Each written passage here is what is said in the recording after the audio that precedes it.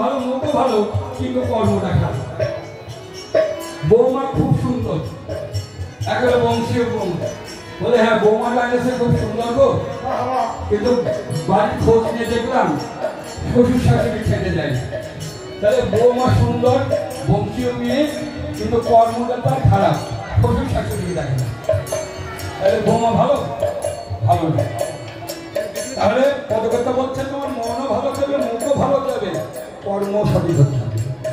এই তিনটে জিনিস যদি সঠিক করতে পারে তবে ভগবানের চরিত্র প্রকাশ আপনার বাড়িতে দেখা দেবে।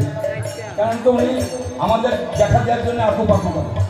ভগবান ভক্ত দর্শনের জন্য আকুপাকু করে, সেই ভক্ত পাচ্ছে না, তাই দর্শন হচ্ছে না।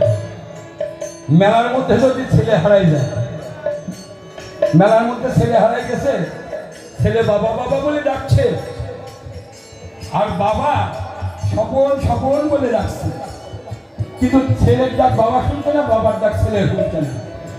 কে বাধা দিচ্ছে? বাধা দিচ্ছে ওই যে মেলার মাঠে মাইক বাজছে, নাগরদোলা ঘুরছে, লোকের হইচই হচ্ছে। এই হইচইয়ের জন্য ছেলের ডাক বাবা শুনছে না, বাবার ডাক ছেলে শুনছে না। ঠিক এমনি ভাবে এই সংসারের মায়া যায়।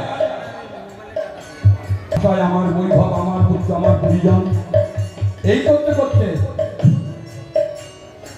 এর মধ্যে দিয়ে ভগবানকে ডাকছি। ভগবান ওই যে মায়ার বাঁধনের জন্য ভগবান আমার কথাটা শুনতে পাচ্ছে। ভগবান আমাকে ডাকছে, আমি ভগবানকে ডাকছি, কিন্তু এই মায়ার জালে পড়ে আমাদের কেউকে আগে কেউ কাছে যেতে দিচ্ছে। তাহলে এই তিনটে জিনিস এক হতে হবে। আর তিনটে জিনিস করে ডাকলে তোমার হৃদয়ে পাষাণ হৃদয় তোমার গলে যাবে। যে হৃদয়ে